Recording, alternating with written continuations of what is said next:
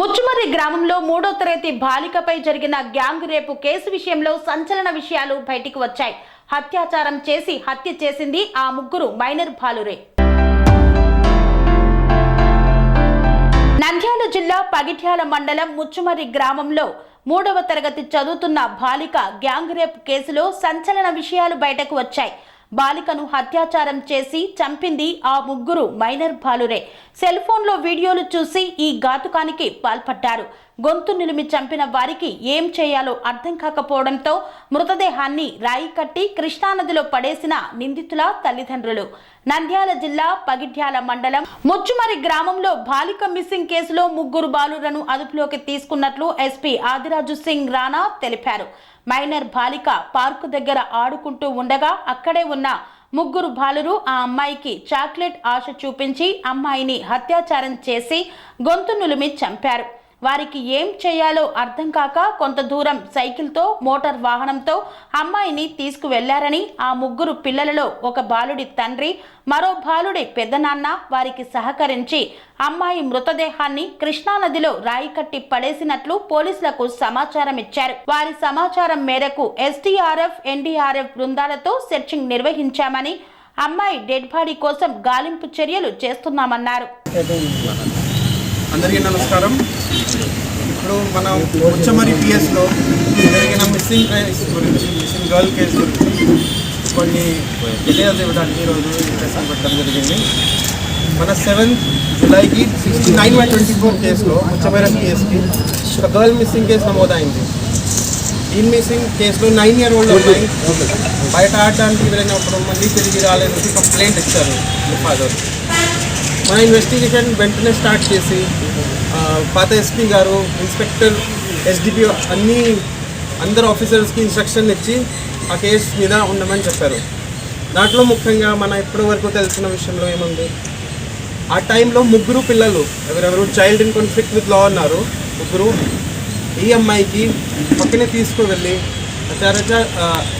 బలవంతంగా చేసి అత్యాచారం చేసి తర్వాత వంట నొక్కేసి చంపేశారు. చంపేసిన తర్వాత ఈ బాడీ షిఫ్ట్ చేసి కేసీ కెనాల్ బండ్ దగ్గర పెట్టారు. పెట్టిన తర్వాత మళ్ళీ ఇంటికి వచ్చి ఎవరెవరు CCL child in conflict with law ఉన్నారో వాళ్ళ బంధువుకి చెప్పిన తర్వాత ఈ బంధువు ఎవరెవరైతే ఉన్నారో ఇది కేసులో మన కేసులో A4 and A5 అయ్యారు. వీళ్ళే అక్కడ వెళ్ళి బాడీ అక్కడి నుంచి తీసుకొని కృష్ణా రివర్లో ఒక పుట్టిలో తీసుకొని మధ్యలో ఆ బాడీ పక్కనే రాయలు కొట్టేసి కింద పెట్టారు. సో ఇవన్నీ ఇన్వెస్టిగేషన్స్లో మనం చేసిన తర్వాత నిన్న అరౌండ్ 5 o'clock ఎవరెవరైతే child in conflict with law ఉన్నారో, జువెనైల్స్ ఉన్నారో వాళ్ళకి అప్రహెండ్ చేసిన జరిగింది. అండ్ A4 and A5 ఎవరెవరి బంధువు ఉన్నారో వాళ్ళకి అరెస్ట్ చేయడం జరిగింది. ఈరోజు యాజ్ పర్ ప్రొసీజర్ కోర్టులో ప్రొడ్యూస్ చేయడం జరుగుతుంది. ఆ రోజు నుంచి మన బాడీ గురించి ముందు నుంచి మన డిఐజీ సార్, డీజీ సార్ అందరూ స్పందించి మనకి ఎన్ని రిసోర్సెస్ ఇచ్చారు. ఎస్డీఆర్ఎఫ్ ఉండొచ్చు, ఎన్డీఆర్ఎఫ్ ఉండొచ్చు, ఇంకా కొత్త డైవర్స్ కూడా ఇచ్చారు, స్కూబా డైవర్స్ కూడా ఇచ్చారు. వాళ్ళు కూడా కొత్త టెక్నాలజీస్తో drone cameras, under water scanners అన్నీ ఉపయోగం చేసి ఇప్పటి వరకు సర్చింగ్ చేస్తున్నారు. దీని కాకుండా dog squad, drone cameras, technical teams అన్ని ఎఫర్ట్స్ మన వాళ్ళు పెడుతున్నారు. ఇప్పుడు కూడా మన సెర్చ్ జరుగుతూనే ఉన్నాయి. And it will be continued. మన కష్టపడి ఇప్పుడు వరకు చేశారు అండ్ అది కూడా కంటిన్యూ చేద్దాము up till the body is found.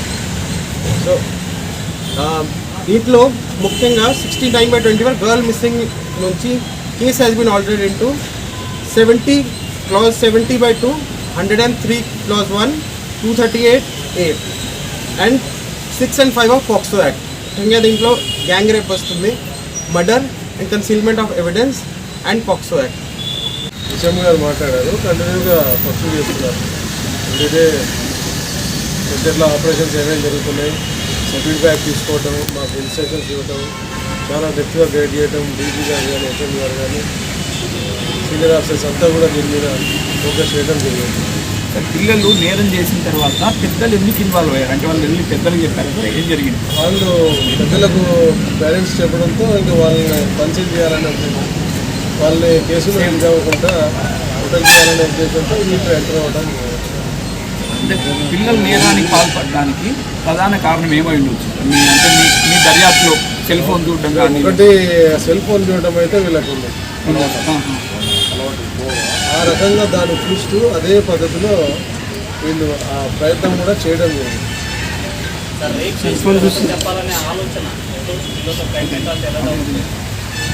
ఇట్లా పార్క్ దగ్గర లోపల టెంపుల్ ఉంది కదా, ఆ టెంపుల్ దగ్గర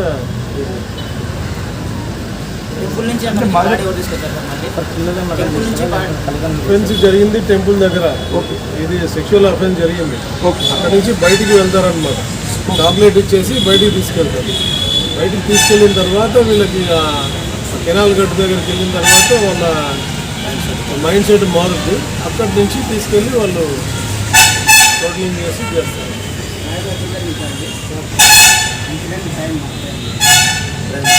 ఎవరైతే దాంట్లో ఇన్వాల్వ్ అయి ఉన్నారో వాళ్ళు చెప్పిన సమాచారం మేరకు సాక్ష్యాలన్నీ కూడా సేకరించిన తర్వాత నిరూపణ చేసుకున్న తర్వాతనే ఈ చర్యలన్నీ కూడా తీసుకోవడం జరిగింది. ఎటువంటి ప్రజెస్ లేదు, ఎవరు చెప్పచ్చు. సార్ గతంలో ఇటువంటి సంఘటనలు చోటు చేసుకున్నవి, దానివల్ల చాలా పిల్లలు డ్రాప్అవుట్స్ కూడా పెరిగాయని చెప్పి